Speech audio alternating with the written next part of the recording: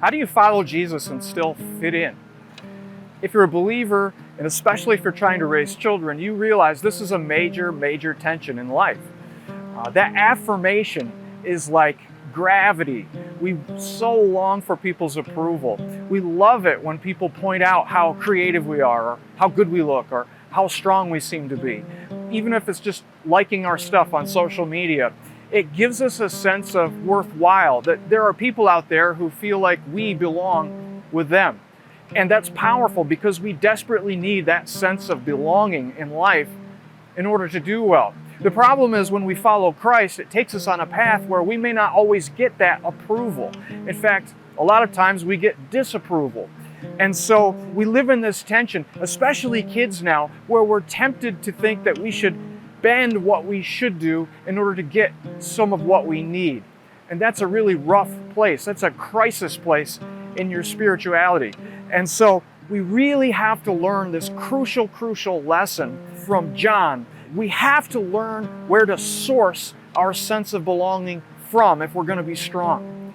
John wrote a letter, 1 John, to a group of people who were believers at one point, and they had lost their passion. They had slowly waned a bit at a time until they really weren't living or loving like Christ did in any distinguishable way. And they had bent to conform to the culture around them. See, there was cultural pressure then, just like there is today. And John wrote these words to remind them their calling and why they can live their calling and don't have to bend to conform. He wrote, "But you belong to God, my dear children. You have already won a victory over those people, because the Spirit who lives in you is greater than the spirit who lives in the world." Those people belong to this world, so they speak from this world's viewpoint, and the world listens to them. But we belong to God, and those who know God listen to us.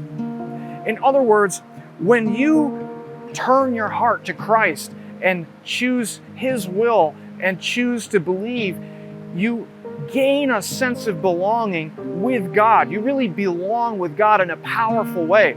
And the way you belong with God is a much more powerful and complete and effective belonging than anything that the world's type of belonging can offer you. You see, when God decides that you belong with Him, you belong in a spiritual way, a way that He gives a part of Himself to you, to reside within you, that actually re-identifies you as one of His own from the inside out. That's what the Spirit is all about. And the world's version of that doesn't come close. It doesn't come into you and re-identify you as one of its own. It just kind of fluctuates up and down with its mood. You know the world. It changes its mind all the time. What's popular, what's right. It's always going up and down. You never know which direction it's going to turn. But the type of belonging that God offers is so complete and effective and powerful. Once you identify with God, you really will never fit in again with the world. It's just not possible. God and the world are on such different wavelengths. You'll never truly fit in with the world. And so it's so important for us to step back and just understand that. Expect that if we really belong with God, then we're not going to fit in with the culture, with a lot of the people around us. And that's why I believe it's so important that we actually make time every day to just step back, put away the responsibility, and just take stock of God's promises. Eternal security, eternal purpose. What is it to be in the kingdom, to really be in the family of God? It's a permanent, powerful sense of belonging that you'll never have to question. People's belonging just won't do that. And so take stock of the promises that you have when you belong with God. If you have kids, it is so important to teach them that value as well. Teach them to practice remembering what the promises of God are on a daily basis, because the distractions out there are incredible.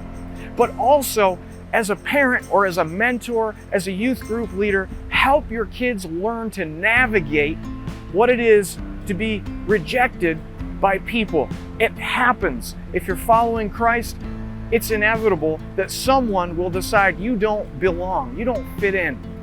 And that's okay, because when you belong with God, you have a belonging that supersedes any other type of belonging out there. You don't rely on the world's belonging any longer. You will always have a place to call home in your Father. It's so important that we have those conversations regularly with kids. How old is old enough? Honestly, my opinion is, if a kid is old enough to have a conversation with you, then they're old enough to have a conversation about God, about spiritual things, about life.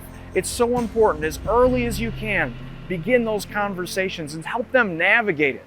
Last, I really believe it's important that we teach ourselves to distinguish the difference between belonging in fellowship and belonging just with whoever, belonging with the world. Teach your kids, teach yourself that it's okay, and it's actually God's plan that we would have a sense of belonging with other believers in community, but only as long as that sense of belonging supports the sense of belonging that we have in God, that it encourages that sense, that it reminds us that we have that belonging and keeps us strong in that way. Only then can we really have fellowship. Only then is a sense of belonging with other people healthy for us to have. That's an important lesson for an adult, and it's an important lesson for kids.